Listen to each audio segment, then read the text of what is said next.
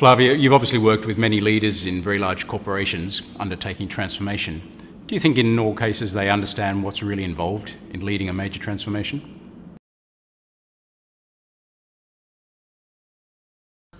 I believe that anyone who has a senior position in an organization knows exactly what it takes to change. The question really is, why is it then so often we fail?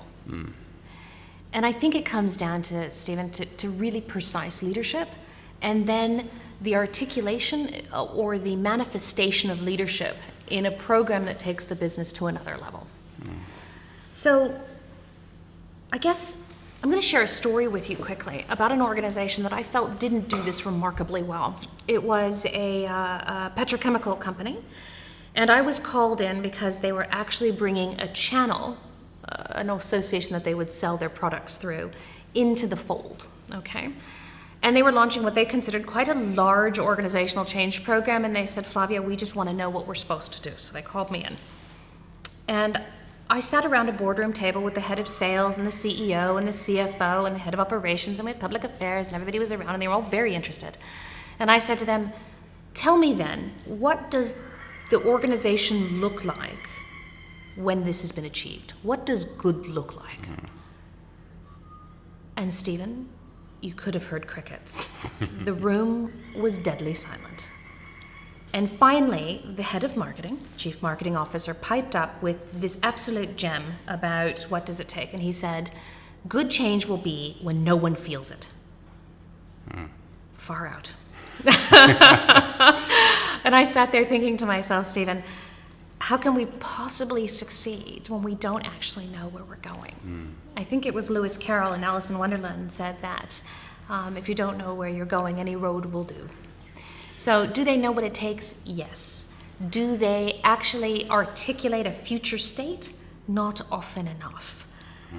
Sometimes we're okay with just north-ish, but you have to set a future state. As an organization, as a leadership team, your business strategy comes first.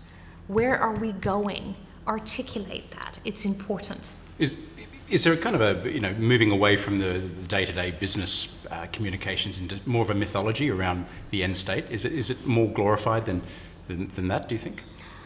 No, I don't actually think so. I think the end state has to be, I think we need to celebrate simplicity, Stephen. I think oftentimes we get caught in motherhood statements about what the end state is. When you're presenting board papers, those motherhood statements are not necessarily included. They're very pithy, they're very accurate. This is our business strategy. This is what our growth looks like. This is our product profile, our research investment.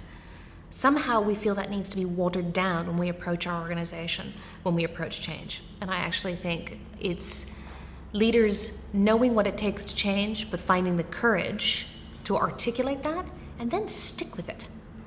Because the moment you allow consensus to creep in, you're working around, you're trying to do what's politically correct, and what happens is your program loses relevance and it's unrecognizable. If I was a risk-averse CEO, and given the statistics around the number of transformations that actually fail, would it be better that I just don't transform at all? Would it be a safer option? That is, Stephen, you're spot on. I think there's a couple of things in that question. I'm going to unpack that a little bit.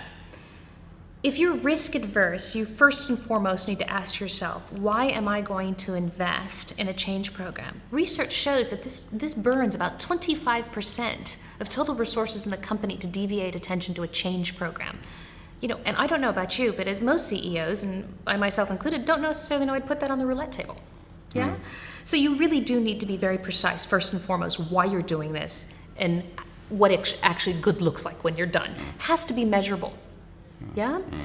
But then there's also some tools you have available to you, which is something that I believe is absolutely mandatory, which is a value realization case.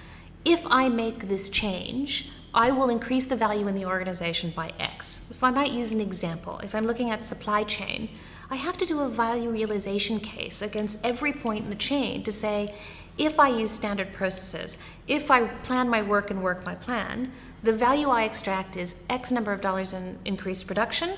I work a safer environment, and I'm more efficient. This allows me to grow. Does that make sense?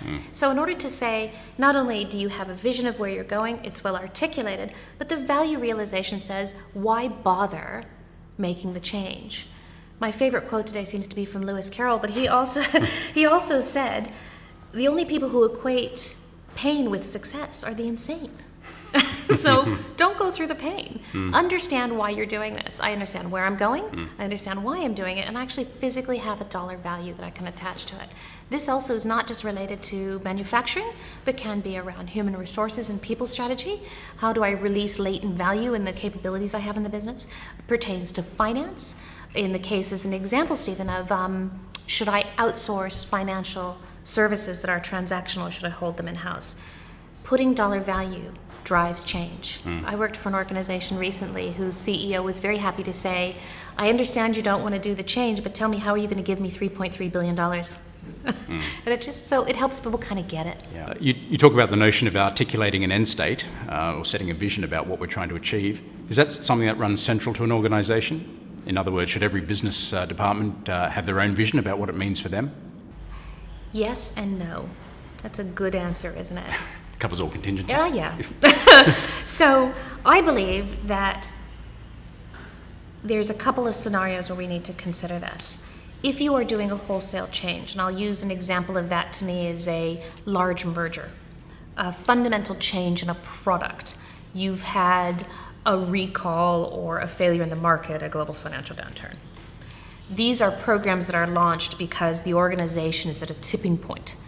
Every aspect of the organization needs to be considered in your change program, but it needs to be considered in business scenario. So you can't look at finance, HR, supply chain, marketing, look at them separately, because you won't actually see the picture end to end. You need to start understanding your business from procurement to paying, from from the moment the product lands to the moment it goes to the whole supply chain and you're sending it to the client, from product to invoice, if you will. So in those cases, yes, everybody must be involved. If you're in a situation which companies often find themselves in where they're thinking, the way I'm approaching the market isn't exactly how I want to do it. As an example, social media has changed the way we consider marketing. Our attention spans are no longer days and weeks and months. Our attention spans are now minutes. If you're on Twitter, I get a new tweet every 5 minutes, and that's probably very slow. Those are the things that you need to focus. Laser precise decision making. I need to make a big shift in this department. Doesn't mean you're free from looking at the others, but you mustn't necessarily take them away from their focus either. So there's my yes and no response to you, Stephen. That's good. You've worked with many organizations undertaking transformation. In your experience, is transformation that every company could do, or there's some companies that just wouldn't even consider it? Or is it open slather for everybody? I have to tell you, it is actually a very rare occasion where I think there is a company that needs a wholesale big transformation program. I actually am a huge fan of a gentleman by the name of Jim Collins. He wrote a book called Good to Great. And in one of his points of what he felt it for a company to go from good to great, is he called it the addictive nature of 100 small things. That if you start making small adjustments, that they're actually addictive. And that so companies that need to, every company would like to increase their profitability. Every company would like to increase their size. It just is a question of what sort of speed in which you need to do that, right?